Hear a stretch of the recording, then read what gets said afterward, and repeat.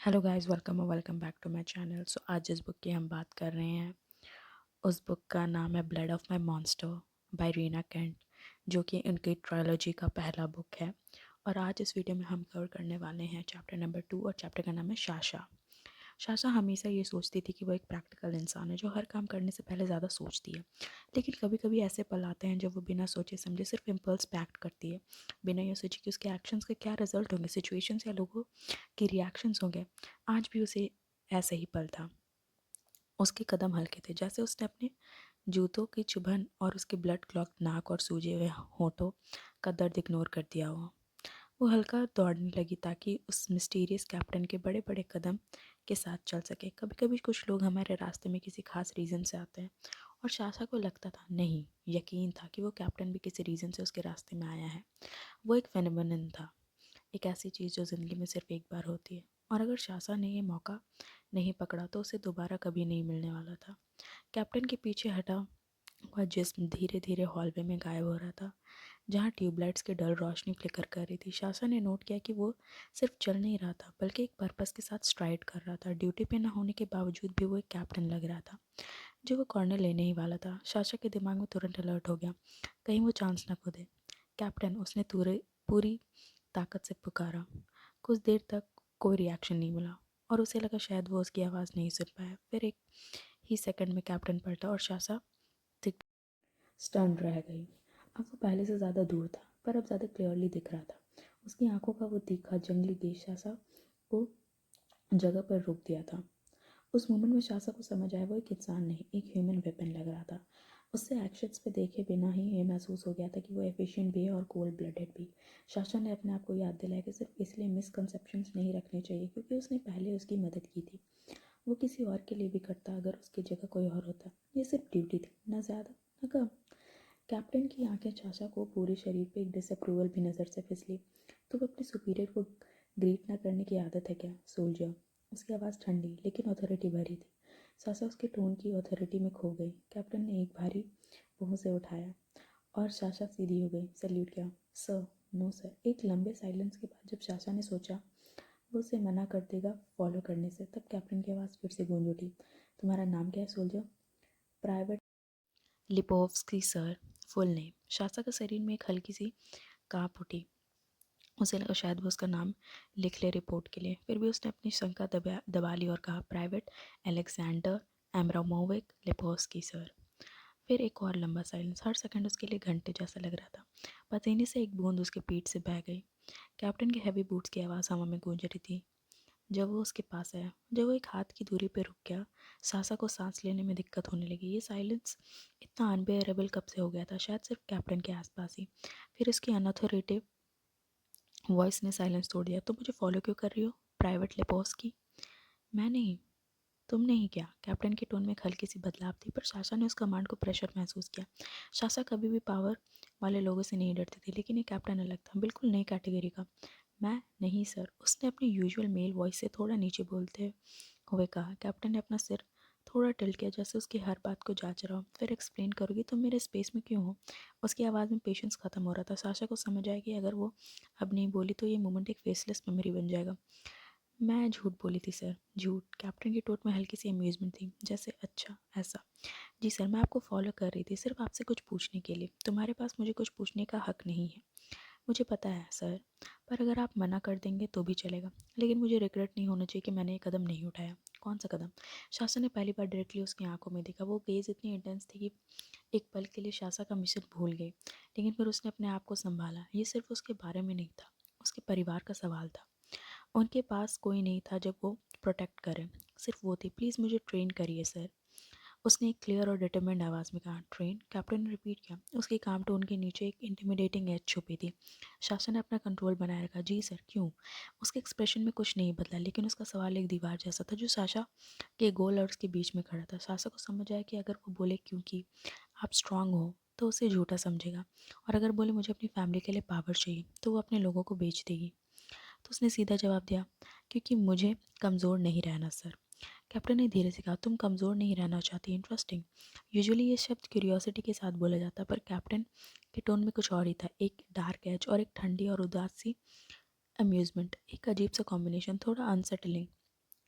Confusing. फिर उसने थोड़ा चिन्ह हिलाकर साशा के चेहरे की तरफ देखा। ये तुम्हारे तोड़ दिए गए हैं नाक और मुंह की वजह से है क्या? ये सुनकर साशा को अपने अपीयरेंस के बारे में शर्म महसूस हुई। उसे लगा कि उस कैप्टन ने उसके अंदर की कमजोरी देख ली है जो उस पल में सामने आई थी। उसे लगा जैसे वो ज़मीन में गड्ढा खोद कर खुद को छुपा ले ताकि अपनी बेइज्जती से बच सके। लेकिन फिर उसने याद किया ये सिर्फ उसके बारे में नहीं था। तो उसने धीरे से सर हिलाकर हाँ में जवाब दिया। कैप्टन की आवाज़ थोड़ी और तेज़ हुई। तुम्हारे पास आवाज़ है, उसे बोलो लिपोव्स्की। शासा के जहन में एक ख्याल आया।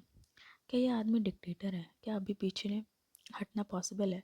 उसकी तीखी नज़र से बच के शासा ने जवाब दिया। Yes sir. कैप्टन ने शांत लेकिन कठिन टोन में बोला। तुम्हें तुम्हारे साथी लोगों ने कॉर्नर करके पीटा, थोड़ा हिलाया और अब तुम मदद मांग रही हो। मुझे लगता है तुम यहाँ के लायक नहीं हो। सबके लिए बेहतर होगा और तुम अपनी चीज़ों बंद करो और चले जाओ। सासा पहले तो शॉक रह गई, लेकिन तुरंत ही शॉक की जगह एक जल्दी हुई गुस्सा भर गया। उसने टीथ बिछाते हुए कहा, सर पूरे रिस्पेक्ट के साथ कहना चाहती हूँ मैं आपको मेरी लाइफ या मेरे सर्कमस्टांसिस के बारे में कुछ नहीं पता, इसलिए आप मुझे यहाँ से जाने के लिए नहीं कह सकते। कैप्टन ने उसके सर बोलने का अंदाज महसूस किया और उसकी आंखें इतनी तीखी होंगी जैसे वो शासक की आंखों से जला देगा। नो, मैं नहीं कह सकता उसने कहा, पर मैं इतना ज़रूर कह सकता हूँ कि मैं इंतज़ार करूँ उस दिन का जब तुम खुद छोड़ दोगी। शासक की आवाज़ थोड़ी ऊपर हो गई। मैं यहाँ रहने के लिए स्ट्रांग इनफ हूँ।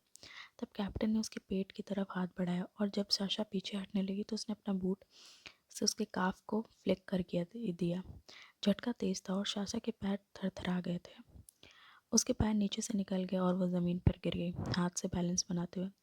जब उसने ऊपर देखा, कैप्टन उसके ऊपर खड़ा था और बोला, तुम्हारे पास तो बेसिक बॉडी बैलेंस भी नहीं है और तुम स्ट्रेंथ की बात करती हो। Give up private.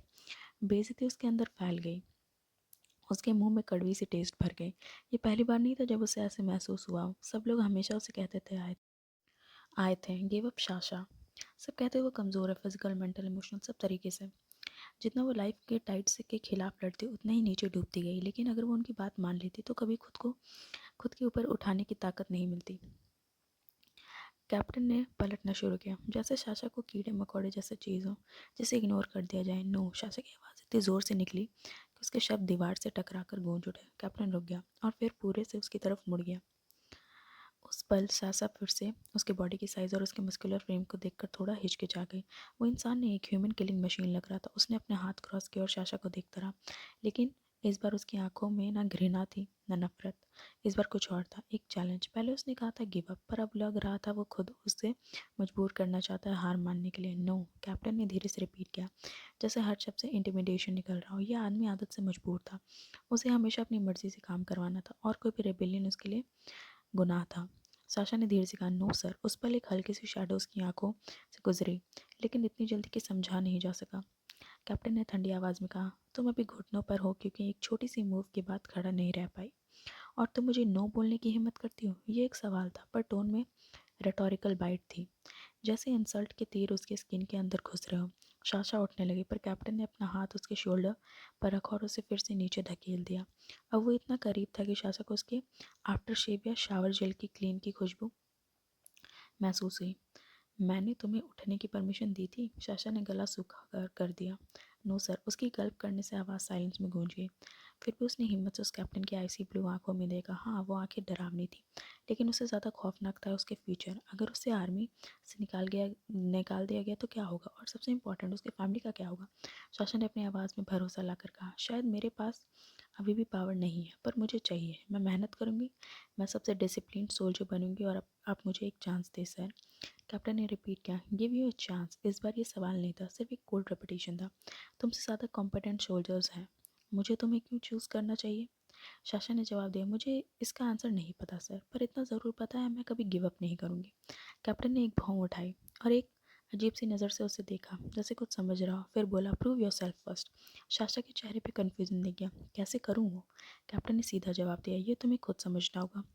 उसने एक लास्ट टर्न नज़र डाली और कहा, देखते हैं तुम्हारे अंदर इतनी हिम्मत भी है या नहीं लिपोव्स्की, एक आदमी की जगह लेने की।